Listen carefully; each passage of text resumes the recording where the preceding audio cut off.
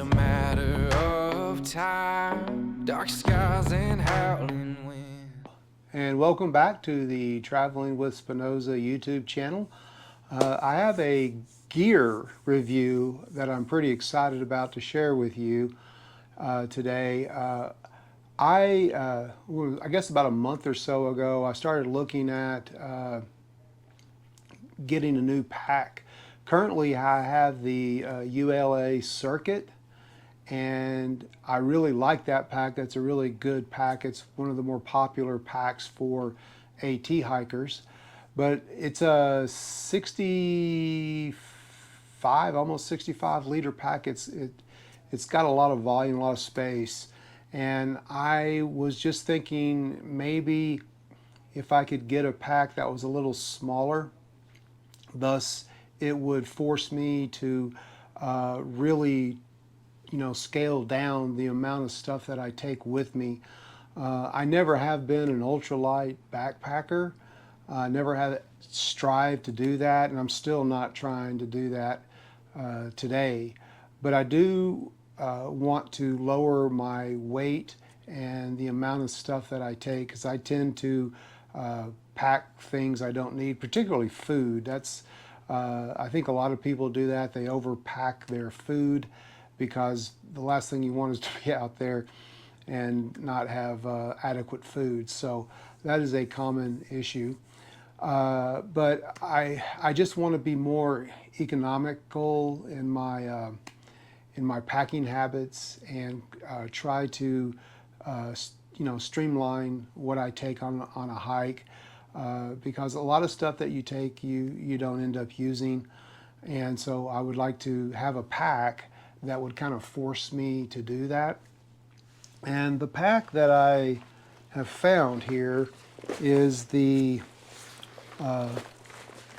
Outdoor Vitals Carbon EVO 50, and it is a lightweight pack. It weighs about 2 pounds, and I just want to show you some of the features on it. I have not tried this pack. I cannot attest to how it rides, how it carries, its durability and things like that. But I do know a few things here and there. It is it's a very simple design. It's not intended to have like lots of pockets and things like that, where you can put stuff in. If you've ever had an Osprey pack, like the Atmos 65, I used to have that pack. You got a brain on it, and you got pockets here and things and all of that. This is much simpler in form. And let's start with this side. And first thing you notice, you have a Y strap, and what that will allow you to do, well, this is how it unfolds. It's a roll top, and you just roll it down to where you want, and then you can connect the strap to it. And it's a Y strap, and that's probably a designed factor that is useful if you're carrying a bear can. Now, I do have a bear can. I've got the Bear Vault, the 475 size, and I've already put it in there, and it will ride in there, and there's a pretty good amount of room left over. So I'm going to try to carry my bear canister inside the pack, but if I can't, I can strap it to the top here. The second thing that I would like to bring to your attention is this mesh pocket, this exterior mesh pocket. Now, one of the things I read about that they did was they redesigned this, and they're using a different sort of fabric that is much stronger, because a lot of people were reporting that on their previous model, which was like a 40 liter, this is a 50 liter, that a lot of the scrapes and things, this outer mesh gets scraped up a lot, and it was causing damage. So they have reinforced this so as to protect the contents of whatever goes in this particular pocket out here. It has, like most packs, it's going to have 2 side pockets, and they are very similar to in size to the pockets that I have on my ULA circuit. So you have 2 1-liter water bottles that can fit in there quite easily. It also has this side, this kind of cordage that goes up the side here, and you can, you know, use it to put, like if you had like an umbrella, you could put it in there to hold the umbrella in.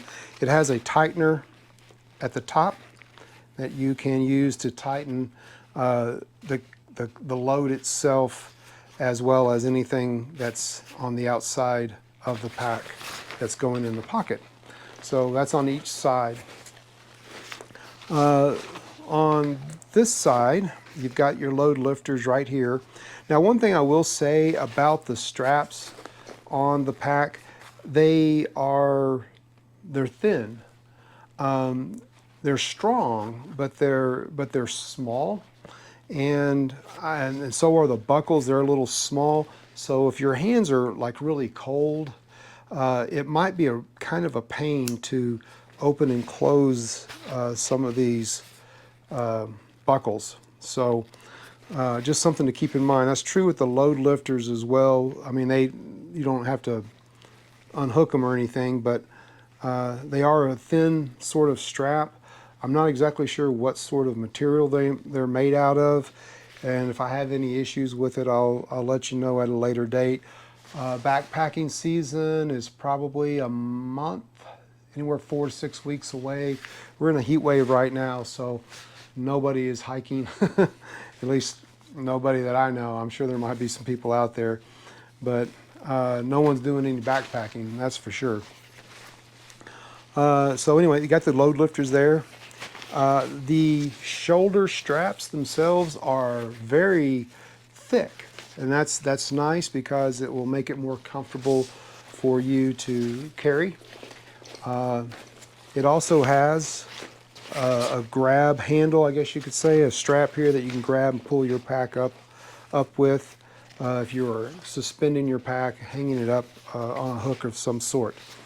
But the straps are nice and thick. You have a good sternum strap right there, and then the strap adjusters at the bottom to make sure your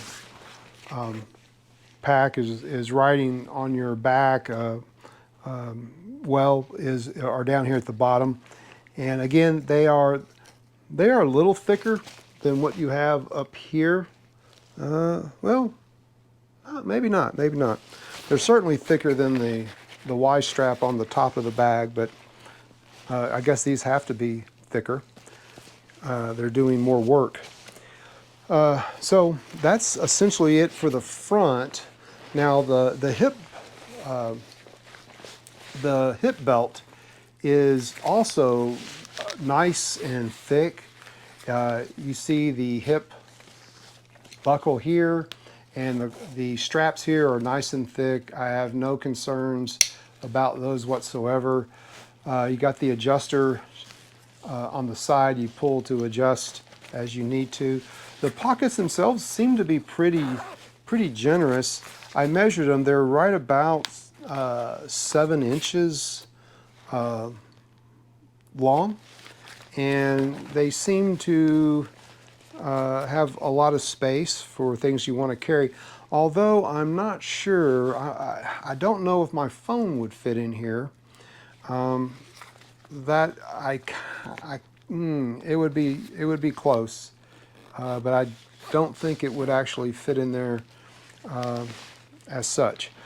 One thing that I have heard is that people were kind of asking if they had more of a daisy chain, you know, a couple of daisy chain things here that you could, you know, carabine, you know, your inReach to or something else to. I have a thing that I'm going to try to attach to this to help carry my GoPro cameras. I don't know if it's going to work with this pack, but I'm going to give it a shot, and maybe it will, maybe it won't. I don't know. If I do that successfully, I will let you know about that. On the bottom, this is a much thicker sorts of material. I hadn't talked about the material yet.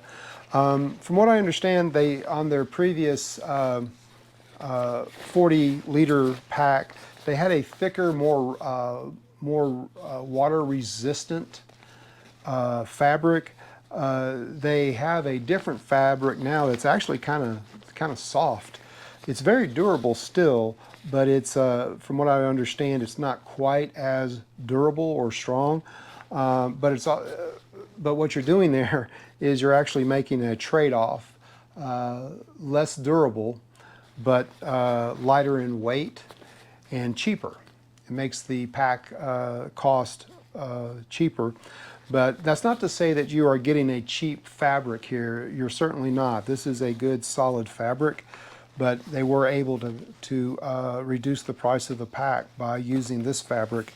And again, if I'm out there in the rain and I have issues, I will let you know. I typically, though, use a pack liner. I have an Osprey pack liner that I will put inside here to help protect my stuff. And plus things, like my quilt, I will put in a dry sack. So even if this does leak a little water into it, if moisture does manage to make its way through, it's not going to have a big effect for me. I also use these Hyperlight pods for these Dyneema pods to put my clothes in. So I have internal water protections, so I don't need the fabric to protect my or to waterproof my stuff. I have other things that I use for that.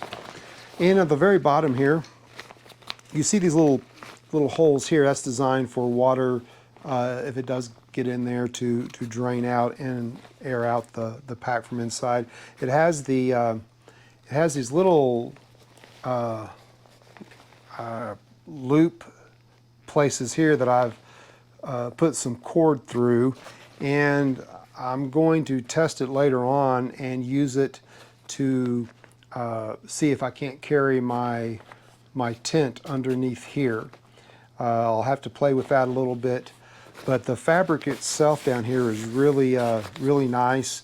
It's some sort of ripstop, very durable stuff, and I have a lot of confidence in it. So all in all, it weighs about 2 pounds, I think, right about 2 pounds, maybe even a hair under.